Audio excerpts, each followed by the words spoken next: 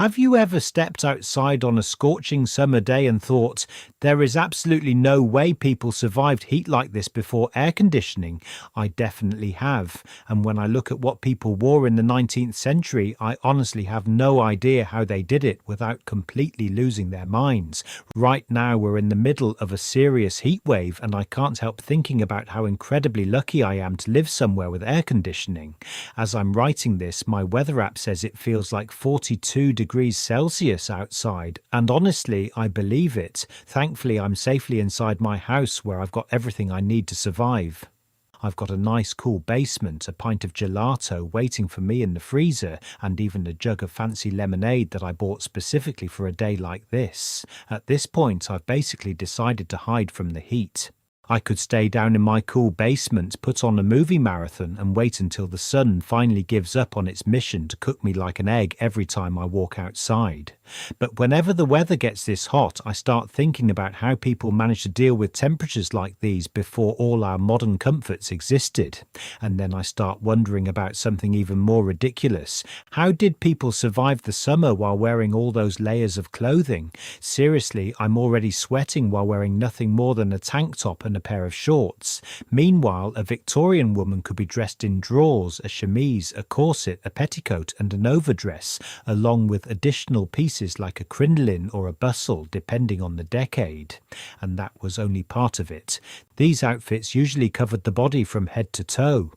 Then you could add accessories like hats and gloves, which makes the whole thing sound even more unbearable when you're standing outside in the middle of a heat wave. So I can't help but wonder how people in the Victorian era managed to deal with summer without completely going insane from the heat.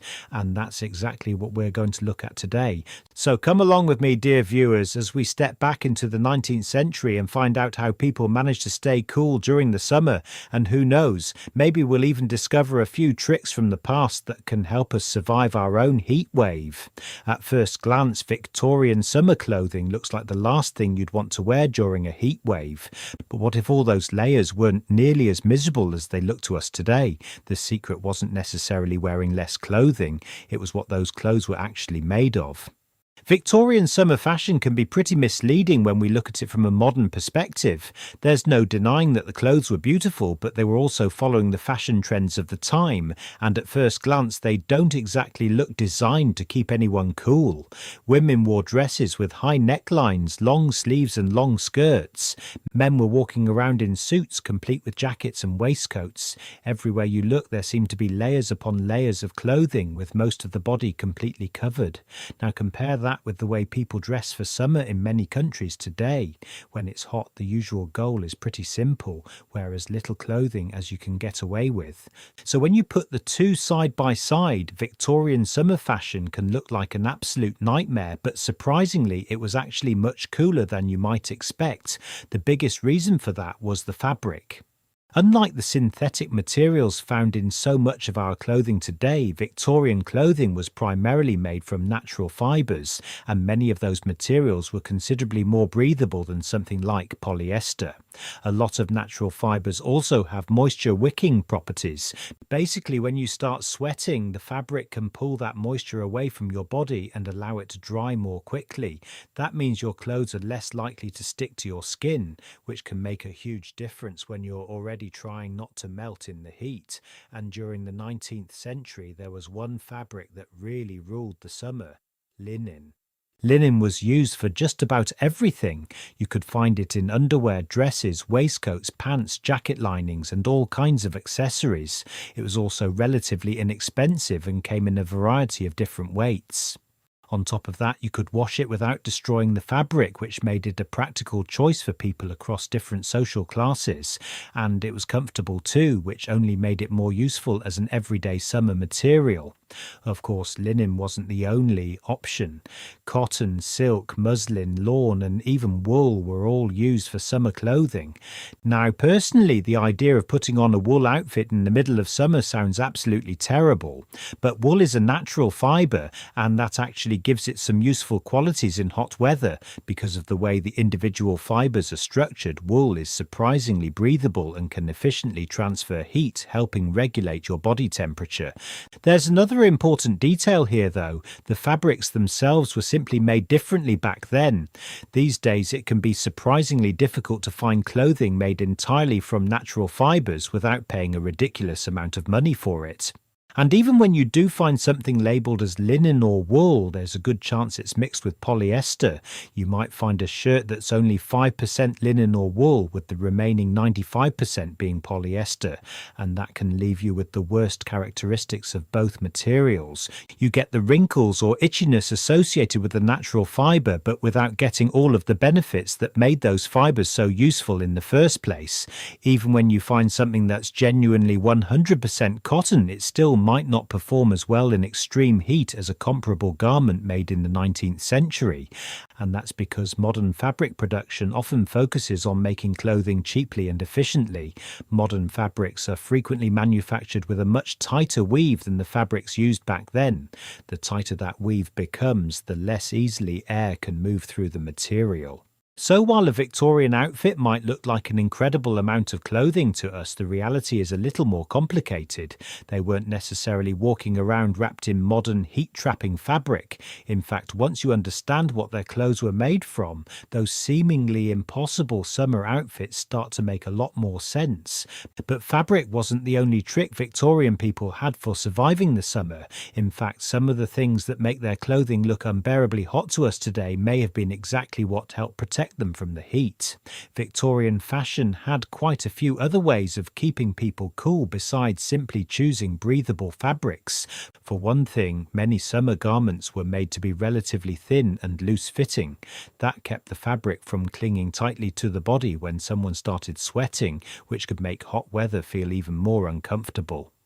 They also kept things like trimmings and extra embellishments to a minimum during the summer. The less unnecessary material there was, the less chance there was of adding extra layers that could trap heat against the body.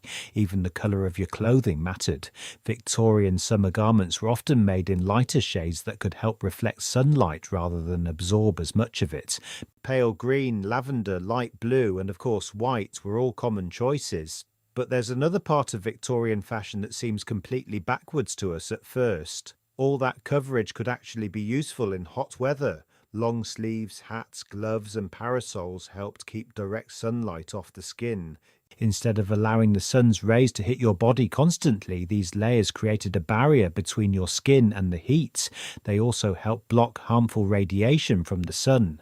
And there was another benefit that fit perfectly with the beauty standards of the time, keeping your skin pale.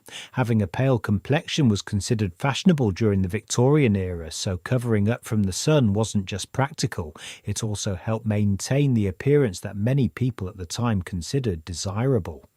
Of course, I'm not trying to say that Victorian people somehow had a secret formula that made them immune to summer heat. They absolutely could still overheat. Their climate was somewhat cooler on average than what many of us experience today, but they still had hot weather and heat waves, just like we do. When temperatures climbed high enough, I'm sure those layers could still become pretty uncomfortable. The important thing is that Victorian clothing wasn't nearly as ridiculous for hot weather as it might seem to us today. Once you take the fabric, loose-fitting designs, lighter colours and protection from direct sunlight into account, those layers start to look a lot less crazy. In some ways they were actually serving a purpose we don't immediately recognise, but staying cool wasn't just about what you wore. If I had to survive a Victorian summer without air conditioning, I'd need my house to do some of the work for me, and that's exactly what these buildings were designed to do. Another huge part of surviving the summer was architecture. Unlike modern homes where we can install an air conditioner and basically leave the problem in the hands of a machine, houses built before the 20th century had to be designed with temperature control in mind from the very beginning. People couldn't simply turn on an air conditioner when the temperature climbed. So instead of trying to cool a house down after it became unbearably hot, they put a lot of thought into preventing the inside from becoming too hot in the first place, and many of these design choices were surprisingly effective. Features like high ceilings, open-air chimneys, and thick brick walls helped give buildings a high thermal mass. In simple terms, these heavy materials could absorb a significant amount of heat while helping keep the temperature inside relatively low. Windows played an important role too. Many homes had shutters that could be closed to keep direct sunlight from pouring into the rooms while still allowing fresh air to move through the house. Some houses also used sash windows. These windows were made with separate sections that could be moved independently, allowing homeowners to control the flow of air. That meant cooler air could come in while warmer air could escape, and the way the entire house was laid out could make a difference as well. Victorian-era homes were often designed with airflow in mind. One common feature was the use of passages and connecting spaces between doors or windows. These weren't just convenient ways to move from one room to another. They could also help create a cross breeze, allowing air to travel through a large portion of the building instead of becoming trapped in one room. So even without a machine blowing cold air around the house, the building itself could help move air and manage the temperature. And there was one more factor that mattered just as much: shade. Keeping the sun out was one thing, but there was another source of heat hiding inside the house that could make summer miserable: the kitchen stove. And once I learned what people did to deal with it, I realized just how much thought went into staying cool before air conditioning existed. During the warmer months, people would often replace their heavy curtains with much lighter lace ones. They could also add awnings to the outside of windows or over porches. These simple changes were surprisingly effective because they helped stop the sun's heat before it could make its way into the house. At the same time, the windows could remain open, allowing fresh air to circulate without letting the sunlight turn the room into an oven. But there was another problem that had to be dealt with during the summer: cooking. A stove could put out a tremendous amount of heat, and the last thing you wanted on an already hot day was to turn your entire house into a giant kitchen. That's why some people built what were known as summer kitchens. These were usually separate additions located toward the back of the house, where families could prepare their food during the warmer months. By moving the cooking area away from the main part of the home, they could keep the heat from the stove out of the rooms where everyone was living. And this was especially interesting because many families only had a single stove, so when summer arrived, they didn't necessarily have a second stove sitting there waiting to be used. Instead, the stove would actually be taken apart and moved into the summer kitchen. Then, once the weather cooled down in the fall, it would be moved back into the regular kitchen. I actually got to see this system for myself recently when I visited the museum village. They were doing historic baking demonstrations in houses both with and without summer kitchens, and let me tell you, you could really tell the difference. A summer kitchen wasn't just some unnecessary extra building. It could make a noticeable difference when you are trying to keep the main house from heating up. And before I move on, I have to share one little Victorian-era stove fact, because I honestly don't think I'm ever going to get another opportunity to bring this up. Back then, if a stove salesman showed up at your door, he obviously couldn't arrive carrying every single model he had available for sale, so instead he'd bring along these tiny cast-iron miniature versions of the stoves, and if you ended up buying one of the full-size stoves, you could even get a miniature version for your child's dollhouse, and honestly, I think that's adorable. So, once you've dressed for the heat and designed your house to stay cool, what do you actually do when you want to enjoy the summer? Well, the Victorians had some surprisingly familiar answers, and one of them involved a picnic, a giant block of ice, and food that sounds pretty strange to us today. While clothing and architecture were probably the two biggest ways people dealt with summer heat, there were also plenty of activities that could make the warmer months a little more enjoyable. If you lived in a city, one of the easiest ways to escape the heat was to find somewhere surrounded by nature. Public parks were becoming increasingly popular during this period, and they provided an ideal place to get away from the streets and enjoy a picnic. And here's something that might surprise you. Cemeteries were also fairly common places for picnics. Yes, you heard that right. If you had the money and the opportunity, though, there was another option that many people preferred: getting out of the city altogether. You could travel into the countryside where the air was fresher and the atmosphere was generally cooler, or you could head to the beach. And yes, even when they went swimming, people still covered themselves up. So don't expect the Victorians to suddenly show up at the beach in modern swimwear. Food was another way to make summer a little more bearable. Victorians had all kinds of seasonal recipes, and cold foods were especially useful when the temperature started climbing. Iced drinks, chilled jellies, and other cold dishes could provide a welcome break from the heat. For example, an 1875 issue of Castle's Family Magazine recommended several refreshing foods for summer, including cold lamb served with mint jelly, lobster salad, sliced cucumbers that had been seasoned, and cold pigeon pie. And apparently the pigeon pie was supposed to be served cold enough that the gravy would reach a nice jelly-like consistency. That sounds pretty strange by modern standards, but there was a practical reason for keeping all of this food cold. The picnic basket could be chilled using a large block of ice. The ice would be covered with sawdust and then wrapped in a blanket, which helped slow down the melting, so you could actually take a pretty impressive collection of cold food with you on a summer outing. But of course, we can't talk about Victorian summer treats without mentioning the one food that probably needs no introduction: ice cream. Historically, ice cream had been an expensive luxury that was mostly available to wealthy people, but by the mid-19th century the price had dropped dramatically and the dessert was becoming increasingly popular in England. People could buy ice cream, or they could make it themselves using an ice cream maker and a collection of recipes. And when it came to those recipes, one name stood out above the rest: Agnes Marshall. She became so well known for her ice cream that she earned a nickname that tells you pretty much everything you need to know about her reputation. They called her the Queen of Ices.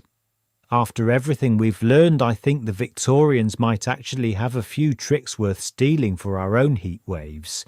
But before I start covering myself in linen and hunting for a cross breeze, there's one last thing we need to talk about: Victorian ice cream flavours.